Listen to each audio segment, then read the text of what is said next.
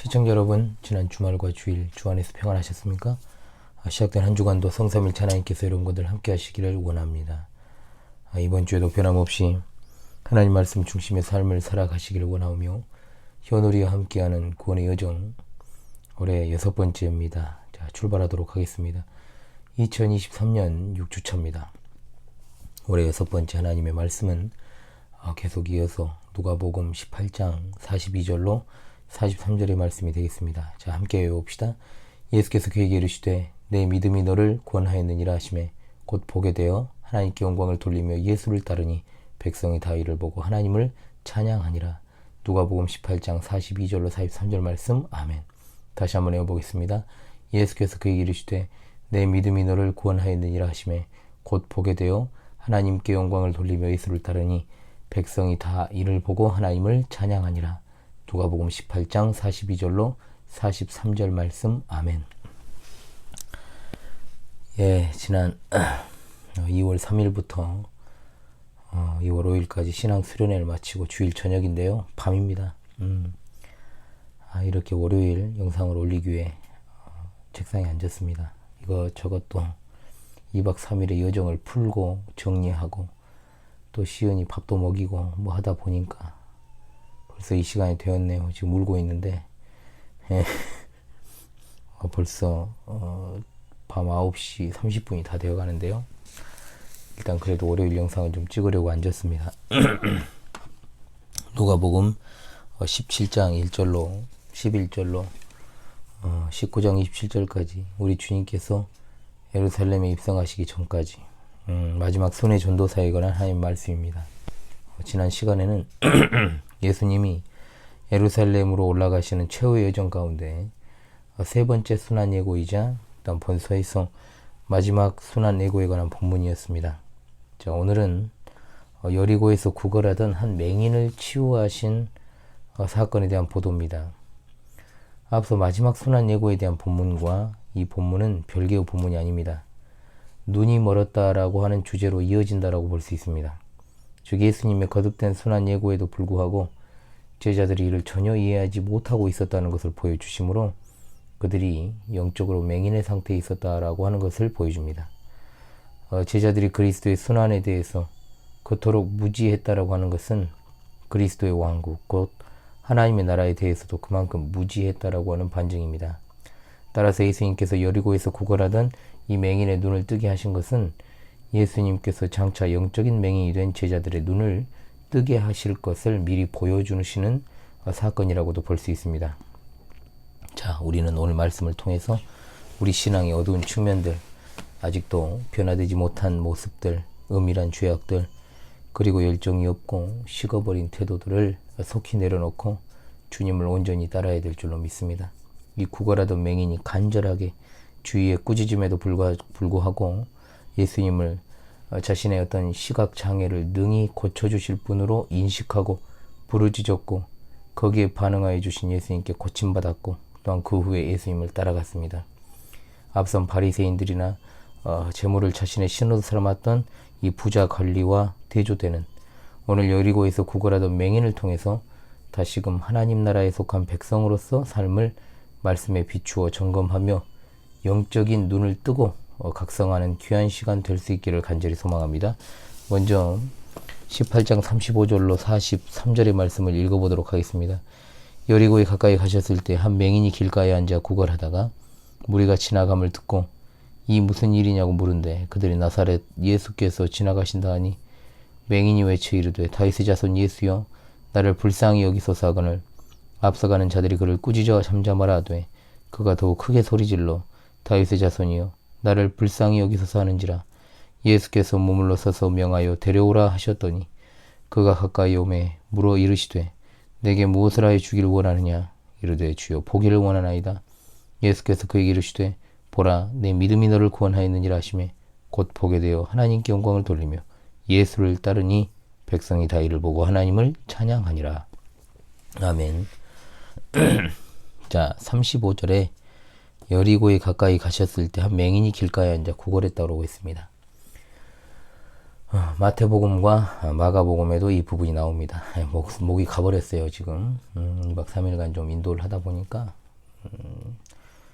이게 아무리 제가 목을 좀 아끼면서 좀 진행을 하려고 해도 이게 목 상태가 좋아지진 않네요. 예, 어떤 무슨 음향 장비가 되어 있던 곳에서 제가 강의를 한 것이 아니기 때문에 그래도 좀 목이 잠기는 거 어쩔 수 없습니다. 첫날이 마치고 목이 완전히 가버려가지고 좀 걱정을 했는데 또 하나님께서 회복시켜 주셔서 이튿날 그리고 오늘 3일째 날까지 강의를 진행하고 또 이 자리에 섰습니다. 자, 이 본문에 앞선 마태복음 20장 20절과 28절, 마가복음 10장 35절로 45절에는 누가복음이 생략하고 있는 내용이 나옵니다. 그것은 뭐냐면 순환 예고 이후에 야고보와 요한이 이기적 야심을 갖고 주의 나라에서 높아지기를 구하는 장면이 나오죠. 또한 이를 계기로 주는 섬김에 관한 교훈들이 생략되어 있습니다. 누가복음에서는 이런 주제를 두 곳에서 9장 46절과 22장 24절로 27절에서 이미 다루고 있기 때문에 생략을 한 것으로 보이고 있습니다. 그러나 마태복음과 마가복음에 비해 길가에서 구걸하던 맹인에 대한 묘사 자체는 더 자세히 하고 있습니다. 마가복음에 의하면 그 소경, 즉 맹인의 이름은 바디메오였습니다. 여기 나오는 구걸하다는 말은 반복해서 끈질기게 요구한다는 뜻입니다. 이것은 거린이 구걸하는 모습을 잘 표현한 단어지요. 눈이 멀어서 할 수 있는 일이라고는 구걸하는 것밖에 없습니다. 많은 사람들 사이에서 방치된 채로 그렇게 자기 자신이 살아남기 위해 필요한 것들을 구걸할 수밖에 없는 가련한 처지에 놓여있던 이 거지 맹인이었던 것이죠. 그런데 이 맹인이 무리가 지나감을 듣고 이 무슨 일이라고 물은데라고 했습니다. 36절이죠. 굉장히 현장감이 있어 보입니다. 앞을 볼 수 없기 때문에 예수님께서 제자들과 지나가시는 소리가 아주 왁자지껄하게 들렸을 것입니다. 그래서 사람들에게 무슨 일이냐고 물었겠지요. 보이지는 않았지만 들을 귀가 있었던 그는 평소와는 다르게 조금 더 큰 소리가 나는 것을 듣고 직감적으로 그것에 대해서 사람들에게 물었던 것입니다. 그러자 그들이 뭐라고 합니까? 나사렛 예수께서 지나가신다라고 37절에 말하지요. 이 맹인은 예수님을 다윗의 자손이라고 불렀지만 사람들은 뭐라고 부릅니까? 나사렛 사람이라고 불렀습니다. 갈릴리의 조그마한 촌락인 나사렛 출신이라는 말에는 분명 비아냥거림도 있었을 것이요. 또 그런 조그마한 촌락에서 저런 대단한 분이 나셨다는 식의 뉘앙스도 분명 들어있을 것입니다. 그러나 이 맹인은 다음 절을 보면 알 수 있듯 다윗의 자손이라는 메시아 칭호로 예수님을 부르고 있습니다. 이것은 그의 신앙의 분명한 표현이죠. 이를 통해서 무리들이 육신의 눈은 뜨고 있었지만 예수님을 메시아로 바라보는 영적인 눈은 감겨 있었던 것을 어느 정도 짐작하게 할 수 있는 대목이다라고 볼 수 있습니다. 사실 맹인 바디메오는 인간 세상의 모습을 적나라하게 보여주는 도구로 사용된 것입니다. 예수 그리스도를 만나지 못한 자들은 가난하고 눈멀었기 때문에 공고하고 가련할 수밖에 없습니다. 단 예수님을 만나기 전에만 그렇습니다. 우리 인생도 흑암이 가득한 인생이었습니다. 예수 그리스도 외에는 아무런 소망이 없었으므로 그렇게 우리도 똑같이 지옥을 향하여 빠른 걸음으로 뜀박질하던 자들입니다. 눈이 멀어 볼 수도 없습니다. 어두워질 대로 어두워진 우리에게 소망은 없습니다. 그렇게 타락으로 말미암아 눈이 멀어버려서 전적으로 무능력한 우리에게 주님의 말씀을 들을 수 있는 기회를 제공하시고 우리의 눈을 열어주신 사건이 바로 중생, 곧 거듭남의 역사입니다. 이는 오로지 하나님의 은혜로운 섭리로만 가능하게 된 것이죠. 이 맹인에게는 마지막 기회였습니다. 생각해 보십시오. 만일 예수님이 이날 여리고를 지나가실 때 이 맹인의 몸이 아파서 집에 있었다거나 또는 다른 일이 생겨서 그 자리를 비웠다면 예수님을 만나지 못했을 것입니다. 물론 거린이기 때문에 무슨 집이 따로 거처가 제대로 있었을 일도 없겠지만 말입니다. 자, 그러나 그는 여전히 그날에도 구걸하는 일을 계속했고 또 예수님이 예루살렘으로 가셔버리면 실제적인 공적 사역은 이때 이미 마무리가 되는 시점이라고 말씀드렸지 않습니까? 주님을 만날 수 없었을지 모릅니다. 오늘날 많은 사람들이 주위의 기독 신자들로부터 교회 나오라는 권면을 받고 복음을 듣기도 하고 또 어린 시절부터 지금까지 대한민국 사람치고 아예 어떤 다른 종교의 어떤 범위 내에서 있었던 게 아니라면 교회에 단 한 번도 가보지 않은 사람은 적어도 제 주위에서 본 적이 없습니다. 사람들은 알게 모르게 계속해서 복음의 메시지를 듣고 있었던 겁니다. 사람으로부터만 듣는 게 아닙니다. 매스컴이 발달한 요즘 그렇지 않습니까? 뭐 라디오를 요즘은 듣는 사람이 거의 없습니다만 대부분이 이제 TV나 스마트폰이죠. 스마트폰을 통해서 복음을 듣고 볼 수 있는 시대가 되었습니다. 그러나 듣고 본다고 해서 다 반응하는 것은 아닙니다. 거의 대부분의 사람들은 그저 한 귀로 듣고 한 귀로 흘려버립니다. 아예 그것을 차단하는 사람들도 있죠. 사람들의 거의 대다수는 이처럼 눈은 뜨고 있지만 눈뜬 맹인의 상태입니다. 마음의 문이 닫혀 있습니다. 영적인 맹인인 겁니다. 자기가 스스로 뜰 수 없습니다. 하나님께서 그 마음의 문을 여시고 또한 그 안에 성령께서 내주하심으로 감동 감화의 그 역사를 수행하시지 않으면 그 누구도 마음으로 주님을 영접하지 못합니다. 마음으로 영접하지 않고 그저 형식으로 영접한 이들도 있죠. 입술로만 영접한 이들이 있습니다. 순간적으로 가슴이 뜨거워졌다 해서 그것이 예수님을 믿은 증거가 될 수 없습니다. 구원은 전적인 하나님의 은혜에 달려있음을 잊지 마시기 바랍니다. 하나님이 믿게 하시면 믿는 겁니다. 나의 의지로 믿을 수 있다라고 믿는다면 그런 사람은 자신의 의지로 하나님도 버릴 수 있다라고 주장할 것입니다. 절대로 그런 일은 없습니다. 시청자 성도들이시오. 오늘 여리고에서 구걸하던 이 맹인을 구원하시기로 작정하신 하나님의 영원하신 뜻에 따라서 이 맹인에게 예수님께서 찾아오셨음을 믿으시기 바랍니다. 이 맹인이 열심히 구걸하니까 하나님이 불쌍해서 짠해서 이 맹인을 구원하신 것이 아니라 이 말입니다. 얼마나 놀라운 하나님의 은혜입니까? 나는 기독교 집안에서 태어났고 우리 부모가 우리 아버지가 예수님을 믿어서 나도 자동으로 믿었다라고 생각하시는 분 있습니까? 부모가 아니라 4대, 5대, 최대 5대죠.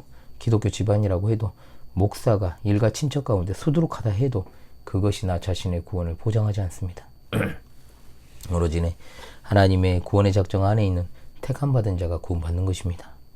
하나님이 언약의 부모님을 내게 주신 것은 참으로 정말로 큰 혜택 중의 혜택입니다. 그러나 언약의 부모를 두고 있다라고 자녀들이 다 구원받습니까? 결코 아닙니다. 그러므로 우리가 가진 환경이 기독교적이어서 자연스럽게 우리가 구원받은 것이 아니고 하나님의 전적인 구원의 은혜로 죄인 된 나를 먼저 사랑하사 구원해 주셨다는 사실을 믿으시기 바랍니다. 그러므로 부모도 안 믿고 일가 친척 가운데 예수님 믿는 사람 거의 없는 사람이 예수님을 믿게 되었다면 그야말로 얼마나 은혜 중에 은혜인가를 우리가 알게 되는 거죠. 38절에 맹인이 외치지 않습니까? 뭐라고 외칩니까? 다윗의 자손 예수여 나를 불쌍히 여기소서 하거늘. 맹인은 예수님께서 자신의 근처에 있다는 사실을 알고 자기 존재를 알리기 위해서 소리 높여 예수님을 부릅니다.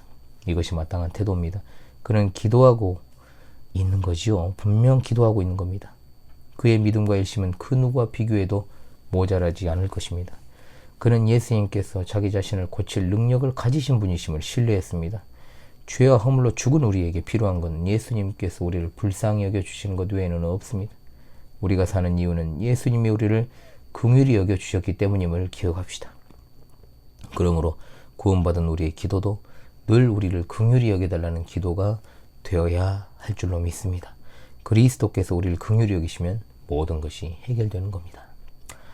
그는 또한 부자 관리가 예수님을 선한 선생이라고 부르고 또 무리들의 나사렛 예수라고 부른 것과는 달리 예수님을 다윗의 자손이라고 부르고 있습니다. 구약 성경에서 하나님은 메시아를 다윗의 후손으로 보내실 것을 말씀하셨기 때문에 이 맹인은 비록 육신의 눈은 멀었지만 신앙의 눈은 온전하고 밝았다라는 것을 알 수 있습니다. 하나님이 약속하신 메시아를 부르짖은 겁니다. 오늘날 얼마나 영적으로 무지한 자들이 교회 안에 많습니까? 올바른 신학과 신앙에 관심이 없습니다. 그저 예수님을 자기 삶에 필요한 것을 주시는 분으로 바라보는 것은 맹신이요 결코 바른 신앙이 아닙니다. 당시 예수님을 따르는 무리들이 그렇게 많았지만 실제로 예수님을 제대로 믿고 따른 일은 거의 없었다는 것을 볼 때 어찌 이 시대가 그와 다르다고 할 수 있겠습니까? 예수님 당시 허다한 무리가 예수님을 땅의 문제를 해결해주는 세속적 구세주로 알고 추종했습니다.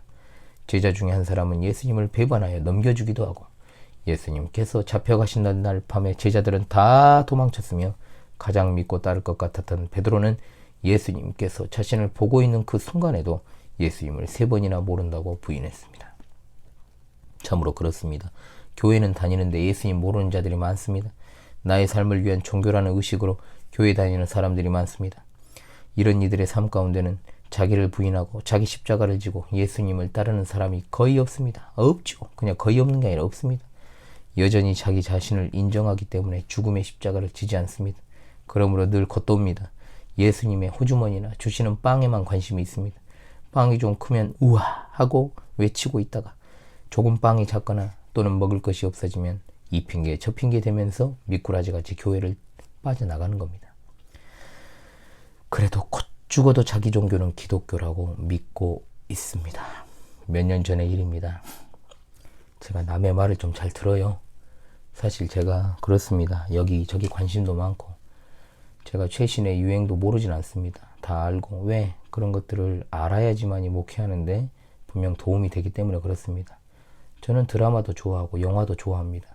물론 그런 것들을 볼 때 어떤 육신의 만족을 위해서 보는 것보다는 사람들이 여러 가지로 유행하고 있는 트렌드를 가지고 있을 때 그것을 통해서 하나님을 가르치는 일에 도움을 받기 위해서 또한 그 안에서도 교훈받을 것들이 있기 때문에 제가 성도들을 가르치기 위한 목적에서라도 더 이렇게 이것저것에 관심이 많고 보려고 노력하는 것입니다. 물론 시간이 없기 때문에 여러 가지로 힘든 상황입니다만 말입니다. 자, 커피숍에 앉아 있는데 옆에 이제 20살이 간 넘은 이제 그런 여대생 2명이 앉아 이야기를 하고 있습니다. 종교는 표면적으로 기독교인 것 같습니다. 그런데 이 중 한 명이 예전에 가톨릭 대학으로 대학 체험을 간 것 같습니다. 그러면서 말하기를 여러 가지가 다 좋았는데 성모 마리아상이 여기저기 있어서 너무 종교적이어서 좀 그랬다 이렇게 말하더라고요. 그러니까 맞은편에 있던 학생이 왜 천주교 괜찮지 않아? 그러니까 상대방이 너 기독교 아니니? 그렇지 나 기독교지 나 모태신앙이야. 근데 그게 뭐 지금 교회는 내가 안 가고 있지만 뭐 이러고 있습니다. 앞에 학생은 교회는 다니는데 의식이 없는 의식불명 환자에 가깝고 자기를 모태신앙이라고 자칭하던 학생은 영적인 뇌사 상태에 가깝죠.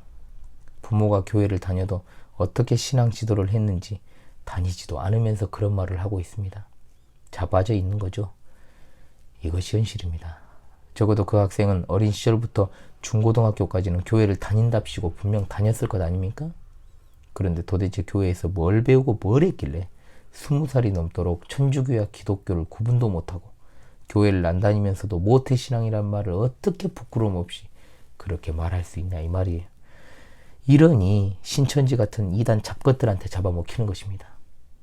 결국 누구 책임입니까? 신앙교육 제대로 시키지 않은 부모, 교회 목사 책임이죠. 안 그렇습니까? 주님께 대한 올바른 신앙에 눈을 뜨지 못한 채 교회를 겉도는 사람들이 너무나 많은 시대입니다. 교회는 어떻게 해서든 사람을 붙잡아 놓기 위해 또는 사람을 끌어모으기 위한 수단과 방법을 가리지 않습니다. 마케팅의 논리가 교회를 휘감고 그렇게 있죠. 교회를 성장시키는 것에 있어 좀 여과 없이 말하면 고객 유치하기 위한 일이라면 교단의 구분이 없는 게 사실 아닙니까? 신학의 구분이 없습니다. 신앙의 정체성이 필요 없습니다. 다다익선의 원리 모든 걸 덮어버리죠. 바른 신학과 신앙에 대한 인식이 없습니다. 그저 눈에 보이는 변화에만 집착하면서 눈에 보이면 신앙, 눈에 안 보이면 미신 되어버리는 그런 인식을 가진 자들이 목사에서 성도에 이르기까지 너무나도 많다는 말이 시청자 성도들이시오. 여리고에서 구걸하던 맹인이 거기에 눈을 뜨고 있던 수많은 무리보다 더 바른 신앙관을 가지고 있었습니다. 그런데 사람들은 39절에 보니 그 맹인에게 잠잠하라고 했지 않습니까? 자, 그럼에도 맹인은 주위의 방해에 굴하지 않았던 것을 기억합시다. 내가 아는 예수님은 절대로 나의 외침을 냉정하게 뿌리치는 분이 아니시라는 믿음의 확신이 그에게 있었던 것입니다. 이것이 바로 믿음입니다. 보지 못하는 절망적인 상황 속에서 구원받기를 바라는 간절한 열망과 소원이 그에게 있었다는 것이죠. 자, 이런 그 맹인의 모습을 통해 우리가 두 가지를 깨달아야 될 것입니다. 첫 번째는 우리는 우리에게 참으로 중요한 것이 무엇인지를 알아야 됩니다. 외적인 화려함이 아니죠. 이 지상에서 갖고자 하는 것들을 소유하는 것도 아닙니다. 올바른 신앙관을 가지는 것이 우리에게 가장 중요한 것입니다. 눈을 제대로 뜨고 있어야 제대로 볼 수 있는 것 아니겠습니까? 시청자 여러분, 이 목숨 다하는 그날까지 구주 예수 그리스도의 은혜와 그를 아는 지식에서 자라가시기를 간절히 바랍니다. 둘째로, 오직 구주 예수 그리스도를 우리 신앙의 표준으로 삼아야 될 것입니다.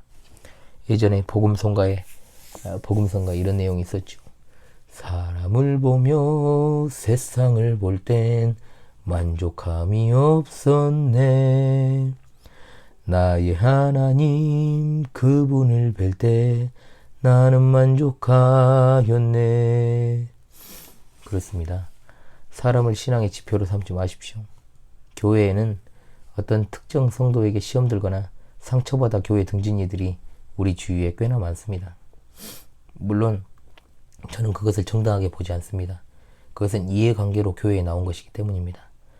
인간적으로 이해는 하지만 그랬다고 이탈하는 신앙은 처음부터 바른 신앙이 아니기 때문에 그렇습니다. 여러분, 신앙의 휴가가 어디 있고 방학이 어디 있습니까? 이 세상에는 신앙과 불신앙 둘밖에 없습니다. 인간은 인간이기 때문에 누구나 실수합니다. 완벽무결한 인간은 성경을 통해도 찾아보기 어렵습니다. 목사라 해도 똑같이 혈과 육을 가진 인간입니다. 특히 나를 신앙으로 지도해주는 사람이라고 해도 나를 교회로 이끌어 주었던 사람에게 실망하여 교회를 떠난 이들이 있습니다. 여기 맹인의 외침을 억압하는 자들이 있었습니다. 그러나 이 맹인은 그런 사람들의 잠잠하라는 꾸짖음에 아랑곳하지 않았습니다. 오로지 누구만 바라봅니까? 예수 그리스도십니다. 먼저 믿은 자, 그리고 믿음에 앞서가는 자들이라고 해서 우리 신앙의 표준이 될 수 없습니다. 교회 다니다가 이탈하는 사람들의 99.9%는 다 그 시선이 예수님을 향한 것이 아니라 사람을 향하여 있었기 때문에 그렇게 된 것입니다. 다시 돌아와도 그 신앙관이 변하지 않으면 또 나갑니다. 그래서 목사의 입장에서는 참 그런 것을 볼 때 답답한 것이죠. 우리 교회 같은 경우에도 많은 숫자의 성도들이 있는 것은 아님에도 초창기부터 지금까지 정확하게는 4명이 이탈을 했고, 또 잠시 간만 보다 나간 이들도 많지요. 제가 잘못해서 나갔다면 억울하지도 않을 것이고, 누군가에 의해 시험이 들어 나갔다면 그 문제만 가지고 기도하며 해결하면 되었을 것입니다. 그런데 그게 아닙니다. 왜 그럴까? 이유는 단 한 가지입니다. 그들의 시선이 예수 그리스도를 향하여 있는 것이 아니라 사람을 향하여 있기 때문에 그렇습니다. 사람의 시선을 의식하기 때문에 그 불편함을 감수할 마음도 생각도 없으니 그냥 이 일 저 일 생기면 핑계대고 나가는 겁니다. 여러분들에게도 권면합니다. 여러분도 사람을 보고 계시지 않습니까? 과연 내가 이 교회에서 혈연으로 또는 누군가가 있어서 이 교회에 머물고 있는 것이라면 그것이 진짜 바르고 견고한 신앙일까요? 여러분의 양심에 손을 얹어 생각해 보시기 바랍니다. 나는 지금 여기에서, 내가 거하는 그곳에서 신앙생활의 표준이 그리스도인가? 그렇지 않으면 지상적인 관계 측면이 먼저인가? 불편함이 다소 좀 있지만 감수하고 여기 머물러 있는 건 아닌가? 자, 그러므로 늘 우리가 마음으로 하나님을 늘 생각하며 하나님만 신뢰하며 나아가야 될 줄로 믿습니다. 40절에 예수께서 머물러 서서 명하여 데려오라 하셨더니 그가 가까이 오매 물어 이르시되, 제지하고 꾸짖는 무리들과 달리 예수님은 애절하게 호소하는 그 맹인 앞에 서시고 그를 가까이 부르십니다. 아무도 거들떠보지 않고 또 내려 눌러버리는 그 거지 맹인을 가까이 불러서 그의 간절한 소망이 무엇인지, 소원이 무엇인지 귀 기울여 주시는 예수님의 자비로우심을 발견하게 됩니다. 우리도 마땅히 예수님을 따라 소외된 자들의 부르짖음을 외면하지 말고 긍휼을 베풀어야 될 것입니다. 41절에 말씀하고 있지 않습니까? 내게 무엇을 하여 주기를 원하느냐? 이르되 주여 보기를 원하나이다. 여기는 기록되어 있지 않지만 마가복음에는 예수님이 그를 부르시자 바디메오가 겉옷 쫓아내어버리고 뛰어 일어나 예수님께 달려갑니다. 그러자 예수님이 그의 소원이 무엇이냐고 물으십니다. 몰라서 물으셨겠어요? 믿음을 이끌어내기 위한 질문이지요. 그러자 주여 보기를 원합니다. 주여 보기를 원합니다. 아멘. 자신이 비참한 현실에 처한 원인이 바로 볼 수 없는 것에 있다는 것을 바르게 인식한 것입니다. 여기서 그가 보다는 말을 했을 때 원어상 다시 보다는 뜻을 가지고 있습니다. 즉 전에는 맹인이 아니었던 것입니다. 후천적으로 사고에 의해 볼 수 없게 되었는지 모릅니다. 즉 볼 수 있었던 적이 있었으므로 그는 더욱더 보고 싶었을 것입니다. 일시적인 문제에 집착했다면 돈을 달라 했겠죠. 그러나 그는 근본적인 문제 해결만이 그를 행복하게 할 수 있다는 것을 알고 있었던 것입니다. 그렇습니다. 우리의 소원이 통일입니까? 웃기는 소리죠. 평화통일 주장하는 자들은 사쿠라들입니다. 우리 소원은 주님의 얼굴을 뵙는 것임을 믿습니다. 우리의 미래 아이들의 입술에서 장래 희망이 무엇이냐 물었을 때, 또는 너희들의 소원이 무엇이냐 물었을 때, 이 지상에서 어떤 특정한 직업을 갖는 것, 또는 돈을 많이 벌어 부자가 되고 싶어요 라는 말보다 내가 하나님을 더 많이 알고 하나님을 더욱더 잘 섬기는 사람이 되고 싶어요 라는 말이 자발적으로 나오게 된다면, 부모로서 그것보다 더 큰 기쁨, 목사로서 그것보다 더 큰 기쁨은 없지 않겠습니까? 공부를 잘하고 잘 나가고 명예로운 사람이 되고 훌륭한 사람이 되라고 가르치지 마십시오. 하나님을 알고 그분을 섬기며 살아가는 것이 이 지상에서 가장 잘 나가는 것이고 명예로운 것이고 훌륭한 것임을 가르쳐야 될 것입니다. 그리하면 이 지상에서 그것이 그치는 것이 아니고 하늘의 상급이 기다리고 있다는 것도 가르쳐야 되겠지요. 큰 자든 작은 자든 상관없이 이 맹인이 간절히 바랐던 주님의 얼굴을 배옵는 것이 우리의 간절한 소원, 우리의 유일한 소원이 되어야 할 줄로 믿습니다. 여러분 삶이 고단하시죠? 여러 가지로 그러실 줄로 압니다. 필요한 것은 많은데 막혀있고 답답하고 또 건강으로도 사실 자신이 없고, 결국 모든 문제는 건강과 물질의 문제인데, 그래서 참으로 예수님께서 재물을 경계하시지 않았나 싶습니다. 재물과 하나님을 동일선상에 놓고 둘을 갖다가 겸하여 섬기지 말라, 돈이 우상이라 이 말이죠. 늘 말씀드리지만 부하건 가난하건 재물에 집착하는 것은 매 한 가지입니다. 경건한 나사로 성도를 떠올리십시오. 여러분이 적어도 나사로 성도보다는 더 나은 형편을 살고 있지 않습니까? 물론 진짜로 어렵게 사는 것은 사실이죠. 우리 본교회 성도들을 생각하면서 제가 하는 말입니다. 그러나 여러분이 살 집이 없습니까? 차가 없습니까? 가족이 없습니까? 믿고 출석하는 교회가 없습니까? 나사로 성도가 피부에 심각한 질환을 앓고 있을 때 그 누구도 거들떠보지 않았지만 개들이 와서 그 상처를 핥아주었던 것을 기억하십시오. 이보다 더 비참한 상황에 계십니까? 설사 그런 비참한 상황에 처해진다 해도 낙심하지 마시기 바랍니다. 주님의 얼굴을 뵙기 원하는 우리의 소원은 반드시 이루어지게 될 것입니다. 왜냐하면 우리는 우리 주님께서 다시 오시는 그날 오른편에 있게 될 하나님의 언약 백성들이기 때문입니다. 영원토록 주님의 얼굴을 실제로 뵙고 살아가는 그날을 소원하면서 힘들지만 하루하루 기쁨으로 이겨나가시기를 간절히 바랍니다. 할렐루야. 아멘. 42절에 예수께서 그에게 이르시되 보라, 내 믿음이 너를 구원하였느니라. 아멘. 예수님께서 맹인에게 무엇을 원하냐 물었을 때 그 맹인이 보기를 원한다라고 대답하였을 때 그 단어가 그대로 사용되었습니다. 보라, 원했던 것을 그대로 이루어 주시는 것을 강조하고 있죠. 내 믿음이 너를 구원하였느니라. 고침받을 때 예수님을 향한 그의 믿음이 분명히 있다라는 겁니다. 예수님의 치유 사역에는 언제나 환자의 믿음이 전제가 됩니다. 여기 맹인의 믿음은 방해에도 굴하지 않고 장애물을 넘어가는 집요함입니다. 그는 곧 보게 되어 하나님께 영광을 돌리며 예수를 따르니 백성이 이를 보고 하나님을 찬양하였다라고 했습니다. 바디메오는 고침받고 예수님을 따랐습니다. 즉 예수님을 따르는 제자 중 한 일행이 되었습니다. 맹인이 눈을 뜨게 되었으니 얼마나 하고 싶은 것도 많고 만나고 싶은 것도 많았겠습니까? 그러나 이 경건한 사람은 그렇게 하지 않고 주님을 따랐습니다. 아멘, 할렐루야. 그야말로 제자의 모습을 그대로 보여주고 있지 않습니까? 주님의 제자로서 헌신된 삶을 살아갔다는 것을 의미합니다. 성경에서 이름을 밝히는 것은 매우 중요합니다. 마가복음에는 이 맹인이 디메오라는 사람의 아들 바디메오라고 강조합니다. 그는 초대교회에서 중요한 일을 담당하는 사람이 되었을 것임은 분명한 사실입니다. 맹인의 몸에서 해방된 그를 하나님 나라의 도구로 사용하신 것입니다. 이렇게 주님의 은혜를 받아 구원받은 사람은 주님께 그 몸을 헌신하는 것이 마땅합니다. 육신의 정욕을 따르지 말고 의의 도구와 무기로 자기 자신을 주님께 드려야 됩니다. 구원의 큰 기쁨을 누리는 성도들이시오. 이제는 우리의 손과 발을 주님께 드립시다. 주의 교회를 향한 주님의 백성들의 수고와 노력과 헌신을 주님이 잘 아십니다. 그러나 아직 한 가지 부족한 것이 있다면 복음의 증인된 삶을 살아가는 이런 측면이 많이 약한 것이 사실입니다. 여러분의 처지와 환경을 더 이상 탓하지 마십시오. 주님 앞에서 그것은 핑계에 불과하지 않습니까? 우리는 어떤 환경에서도 증인될 수 있습니다.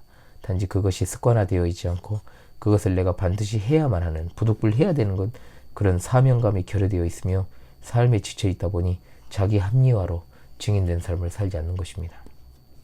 우리의 영적인 눈을 뜨게 하신 우리 주님께 감사하고 또한 밝아진 눈으로 세상을 바라보며 이 복음을 전하며 살아가시길 바랍니다.